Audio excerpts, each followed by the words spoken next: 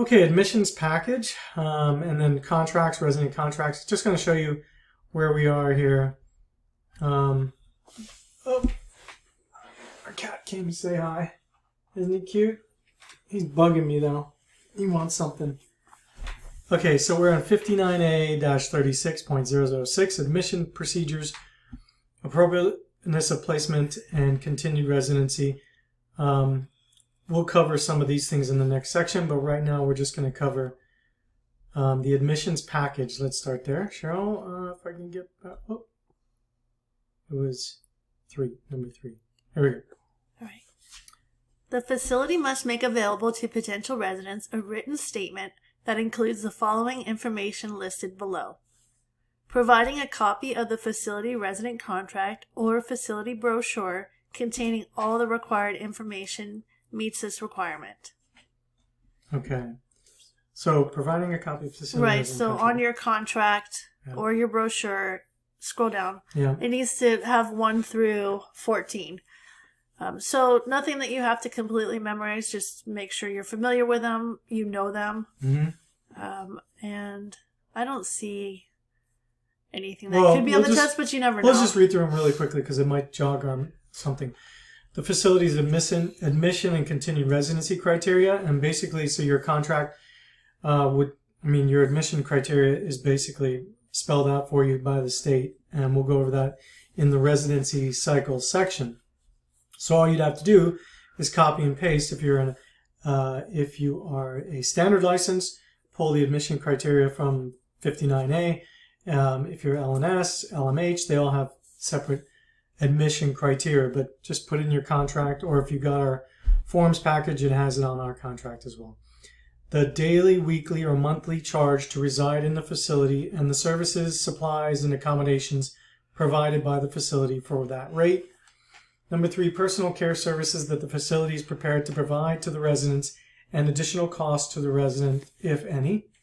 Number 4, Cheryl? Nursing services that the facility is prepared to provide to residents and additional costs to the residents, food service and the ability of the facility to accommodate special diets, the availability of transportation and additional costs to the resident. If any, yeah. Right. So it doesn't mean you have to have transportation. It just means that if you're going to charge them, you have to spell out the services that you offer. Mm-hmm. Social and leisure activities generally offered by the facility, so you can give them a sample of your events calendar as part of your admissions package. Any services that the facility does not provide but will arrange for the resident at an additional cost, if any. Go ahead. The facility rules and regulations that residents must follow as described in Rule 59A. The facility policy concerning DNR do not resuscitate orders pursuant to the Section 429 in the Rule 59A. And the advanced directives. If the facility is licensed to provide extended congregate care, the facility's residency criteria for residents receiving extended congregate care services, the facility must also provide a description of any additional personal, supportive, and nursing services provided by the facility, including additional costs and any limitations on where the ECC residents may reside based on the policies and procedures. Yeah. So you basically give them your policies and procedures for ECC services. Number 13, if the facility advertises that it provides special care, memory care, for individuals with Alzheimer's disease or related disorders, a written description of those special services as required in Florida statutes. The facility's resident elopement response policies and procedures. So as you can see, there's a lot of policies and procedures that you have to develop. Write them down, and then when you're taking a resident in, it all has to be part of the admissions package, and it's also something the state will want to see when they come and do an inspection. Right. You can use this as a checklist too. Mm-hmm. 1 through 14. All right. Before or at the time of admission, the resident or the resident's responsible party, guardian, or attorney in fact must be provided with the following. So let's read 1 through 4. A copy of the resident's contract that meets the requirements, a copy of the facility's statement described in paragraph A. So basically we're repeating, but all of these people are owed a copy. The resident or the resident's responsible party, guardian, or attorney in fact, if applicable. And then a long-term care ombudsman brochure that includes the telephone number and address of the district office. Documents required by this subsection must be in English if the resident is not able to read or does not understand English and translated documents are not available. The facility must explain its policies to a family member or a friend of the resident or another individual who can communicate the information to the resident. Not on the test, but just to make a note, if you do have a Spanish-speaking resident and you do explain your policies and procedures to a family member or a friend, I would make a note, write a little letter, have them sign it that you explain those to them. That's a pro tip. Who's the pro? Okay, we're done with that section. Let me just review here what you guys... okay. Resident contracts. Yeah, okay. Next, we're going to do resident contracts, which is 59A-36.018. And I'll just flip back to the same version. Now, use the Control F, and you can do Control V, and it'll find it exactly where you need it. Whoops. That's why we don't like giving paper copies of this. You can print them, but easy to search and find a document. Cheryl, you want to read resident contracts? I do. Requirements? Yes. The facility must offer a contract for execution by the resident or resident's legal representative before or after the time of admission. The contract must follow and contain the following provisions. A list of the specific services, supplies, accommodations to be provided by the facility. So previously, I know we're repeating some things, but that's because it said these things need to be a part of your admissions package. Okay, just think of a package you give to the resident. The contract has to have these things. So the admissions package said that these things could also be in your contract, which it is, where we're talking about pricing, the daily, weekly, monthly rate, a list of additional services and charges to be provided that are not included in the daily rate. Now here's number D, probably be a quiz question, I think. A provision stating that at least 30 days written notice will be given before any rate increase. Right. 30 days, highlight that. Stick it under your 30-day column. Yeah. So, and then what you could get confused on is it's 30 days for a rate increase, but it's 45 days if you want to give them notice to move out. Right, and we'll cover that in the residency cycle section, I believe. But it's always good. We'll keep repeating these so it helps you remember. Yeah, you remember it. Highlight it. Mm-hmm. Any rights, duties, or obligations of the resident other than those specified in 429. And I think that, of course, that might be like resident rules for people who live in your facility, like, no firearms or no overnight guests or whatever those things are. The purpose of any advance payments or deposits and the refund policy for such advance or deposit payments. A refund policy that must conform to section 429.24. So you have to have a refund policy, but it has to conform to this section. Refund policy on the quiz? I think you should be generally aware that you have to have a refund policy. Sure. So a written bed hold policy and provisions for terminating a bed hold agreement if a facility agrees in writing to reserve a bed for a resident who is admitted to a nursing home, healthcare facility, or psychiatric facility. The resident or responsible party must notify the facility in writing of any change in status that would prevent the resident from returning to the facility. Until such written notice is received, the agreed upon daily, weekly, or monthly rate may be charged by the facility unless the resident's medical condition prevents the resident from giving written notice, such as when a resident is comatose and the resident does not have a responsible party to act on its behalf. Okay. And there could be a question on bed hold policies and written bed hold. Yeah. So make sure you are familiar with that. A provision states, so your contract has to have a provision stating whether the facility is affiliated with any religious organization, and if so, which organization, and its relationship to the facility. And when they come out to view your contracts, they're looking for that, whether or not you are affiliated. Okay? Don't think that's a quiz question, but you never know. You never know.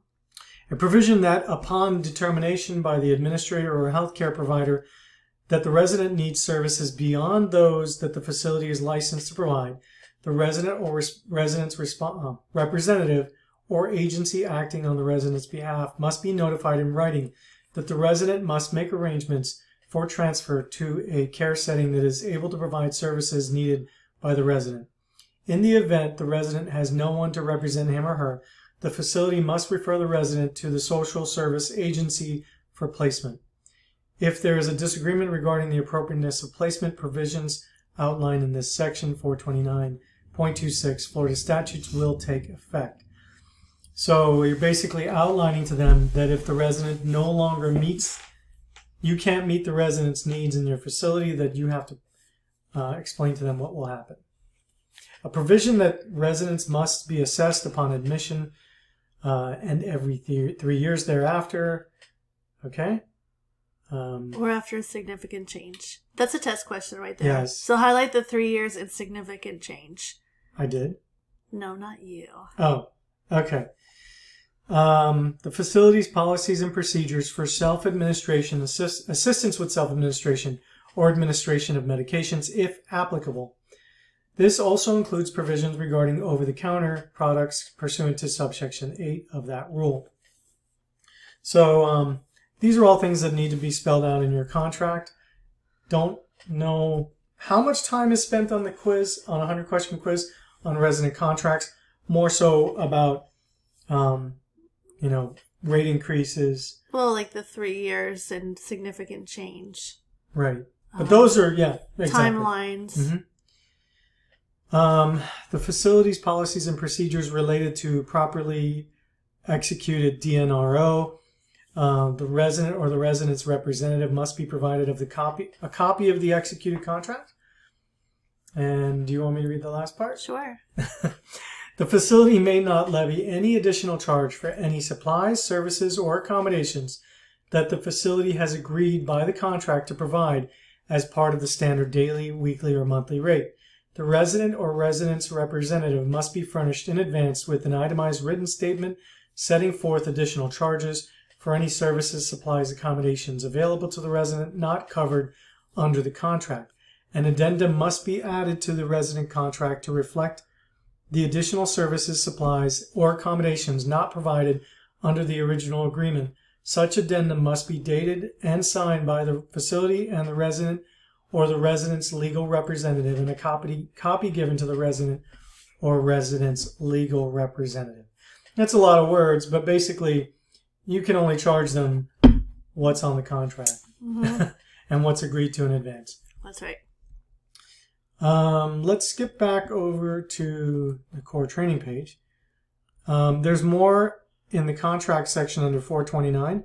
So let's just quickly do a Google search for that. 429.24 contracts. So just go to Google.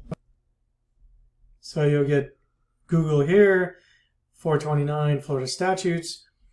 Click on that, and here you have the contracts provision within the Florida statutes. Okay. So number 1, the presence of each resident in a facility shall be covered by a contract executed at the time of admission or prior thereto between the licensee and the resident as his or her designee. Each party to the contract shall be provided with a duplicate original. Okay, number 2, each contract must contain express provisions specifically setting forth the services and accommodations to be provided by the facility, the rates or charges, provisions for at least 30 days written notice of a rate increase. Okay, so that's, I know we mentioned that before, but this will be on your test. Okay. Another portion I'd say here. Anything with 30 days, 5 years, 45 days, yearly, biannually, those are things that they will test you on. Okay, so whenever money is deposited or advanced by a resident in a contract as security for performance of the contract agreement or as advanced rent. So you don't have to charge advanced rent, but if you do, advanced rent for other than the next immediate rental period.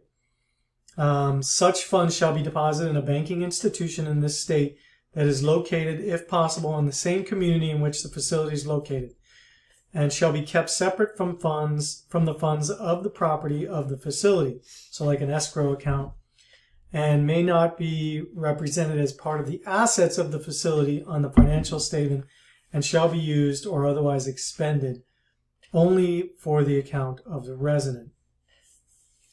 The licensee shall, within 30 days of the receipt of advance rent or security deposit, notify the resident or the residents in writing of the manner in which the licensee is holding the advance rent or security deposit and the state and name and address of the depository. Okay, so if you charge advance rent or a security deposit, and a lot of places don't, but just you have to know that there's those regulations. Let me switch back here. So what did I have? Number 3. That's what we're looking for. Number 3. 3A. Okay, this is the refund policy. Okay. The contract shall include a refund policy to be implemented at the time of the resident's transfer, discharge, or death. Okay. The refund policy shall provide that the resident or responsible party is entitled to a prorated refund based on the daily rate for any unused portion of the payment beyond the termination date after all charges, including the cost of damages to the rental unit resulting from circumstances other than normal use, have been paid to the licensee. For the purpose of this paragraph, the termination date shall be the date the unit is vacated by the resident and cleared of all personal belongings. If the amount of the belongings do not preclude renting the unit, the facility may clear the unit and charge the resident or his or her estate for moving and storing the items at a rate equal to the actual cost to the facility, not to exceed 20% of the regular rate of the unit, provided that the 14 days advance written notification is given. If the resident's possessions are not claimed within 45 days. So you see, your refund policy is very detailed.